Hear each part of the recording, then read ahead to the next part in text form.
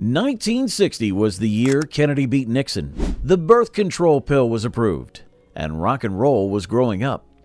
While Elvis was in the Army and Chuck Berry was having legal troubles, these 10 forgotten one-hit wonders captured America's attention with stories that'll surprise you. The Hollywood Argyles weren't even a real band. Producer Kim Fowley threw together session musicians in a Hollywood studio, recorded this novelty song about a caveman, and watched it climb to number 1. The lead vocalist was Gary Paxton, who later became a born-again Christian and produced gospel records. Most of the band members never met each other and only learned they were in a hit group when they heard it on the radio. Here's the kicker. Paxton was simultaneously recording with another fake group called Skip and Flip under a different contract. When Alley Oop hit big, his other label sued him for breach of contract. The legal mess was so complicated that Paxton barely made any money from his number 1 hit, despite selling over 1 million copies. The Safaris were 4 teenagers from Los Angeles who recorded this dreamy ballad, Image of a Girl, in 1960, when the lead singer was just 16 years old. They were discovered at a local talent show and signed immediately. The song peaked at number 6 and seemed to promise a bright future. Instead, the group broke up within 2 years, and most members returned to regular jobs.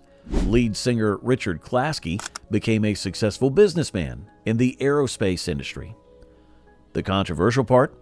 The song was actually written about the singer's underage girlfriend, and the record label knew it. They promoted it anyway, marketing the innocent love story to teenage audiences. The girl in question was only 14 when the song was written, something that would never fly in today's music industry. Hey friends, if you're enjoying these untold stories, hit that like button and subscribe for more forgotten music history. And share this with someone who thinks they know everything about classic hits. Joe Jones was a New Orleans native who worked as a booking agent before becoming a performer. He wrote "You Talk Too Much" as a response to his nagging mother-in-law, though he never admitted this publicly until years later.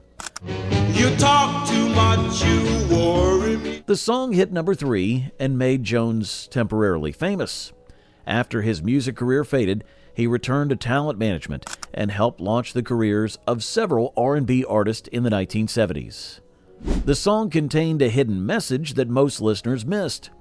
Jones recorded subliminal backwards vocals throughout the track, including phrases about his real feelings towards certain people in his life. Audio engineers didn't catch it until decades later, when digital remastering revealed the hidden content. Jones claimed it was intentional, saying he wanted to get back at people without them knowing. Larry Verne was a nightclub comedian who turned his George Armstrong Custer routine into a novelty song. The track featured Verne's high-pitched voice pleading for Mr. Custer not to go to the Battle of Little Bighorn. Hey, Mr. Custer. It reached number 1 despite being banned by several radio stations for mocking American military history. Verne tried to capitalize on the success with similar comedy songs, but never matched the impact. He eventually returned to performing in small clubs and died in relative obscurity in 1982. The song sparked genuine controversy with Native American groups and military historians who felt it trivialized a serious historical tragedy. Several Army bases banned the song from their radio stations, and Verne received death threats from people who felt he was dishonoring Custer's memory. The irony? Verne's own grandfather had actually fought in the Indian Wars and probably would have been appalled by the song's content. Mark Dinning came from a musical family. His sisters were part of the popular Dinning Sisters vocal group, and Teen Angel was one of the first major death songs of the rock era. Teen angel. Telling the story of a teenage girl killed while retrieving her boyfriend's ring from a stalled car on railroad tracks. This morbid ballad hit number 1 in early 1961, making Denning a household name. He recorded dozens of follow-up singles, but never charted again. Denning died of a heart attack in 1986 at the age of 52. The song was inspired by a real incident that happened near Denning's hometown, but the details were changed to make it more romantic. In reality, the girl wasn't retrieving a ring. She was trying to save her purse with her college tuition money inside. Her death wasn't instantaneous like the song suggests. She survived for several hours before dying at the hospital. Denning later admitted he felt guilty about romanticizing such a tragic event for commercial purposes. The Paradons were a doo-wop group from Bakersfield, California, consisting of 5 teenagers who met in high school. They recorded Diamonds and Pearls in a small studio for less than $200. Diamonds, pearls. The song climbed to number 18 nationally, but internal conflicts over money and creative direction tore the group apart before they could record a proper follow-up album. Most members returned to regular jobs, with lead singer Bill Myers becoming a successful insurance salesman. The group's manager embezzled most of their earnings from the hit single, leaving them with less than $500 each, despite selling hundreds of thousands of records. When they tried to sue, they discovered their contracts were invalid because 3 members were minors when they signed. The legal technicality meant they had no recourse, and the manager kept all the money. He used their earnings to start a successful restaurant chain in California. If these stories are bringing back memories, don't forget to like this video and subscribe to the channel, and hit that share button and spread the word about these incredible tales from music history. Donnie Brooks was born Johnny Fairchild in Dallas and moved to California to pursue music. Mission Bell was his interpretation of a traditional folk song, given a rock and roll treatment that reached number 7 on the charts. Brooks appeared on American Bandstand and seemed destined for stardom, but subsequent releases failed to connect with audiences. He continued performing in lounges and small venues throughout the 1960s and 70s before retiring from music completely. Brooks was actually gay at a time when it would have destroyed his career if discovered.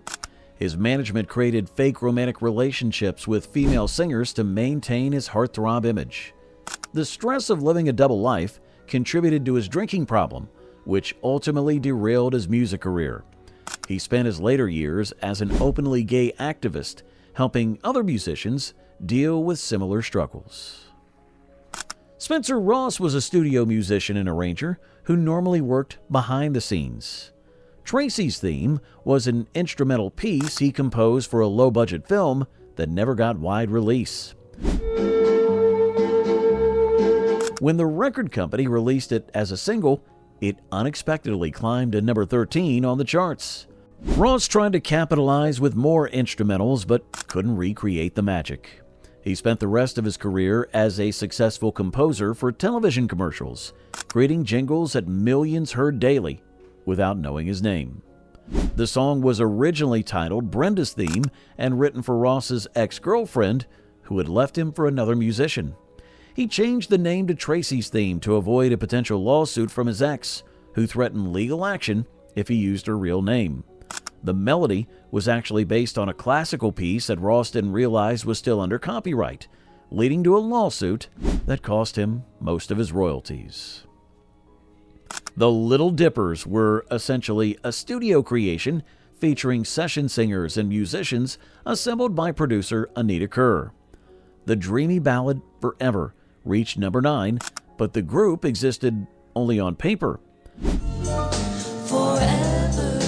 The lead vocalist was actually Dolores Denning, sister of teen angel singer Mark Denning, though this wasn't revealed until years later. There were no real Little Dippers to tour or promote the song, leading to its quick disappearance from public consciousness. The song's success created a bizarre situation where multiple groups claimed to be the real Little Dippers and toured under the name. Since no official group existed, there was no legal way to stop the imposters. At one point, 5 different Little Dippers groups were performing simultaneously across the country, all claiming to be the original. The confusion lasted for years and prevented any legitimate follow-up recordings.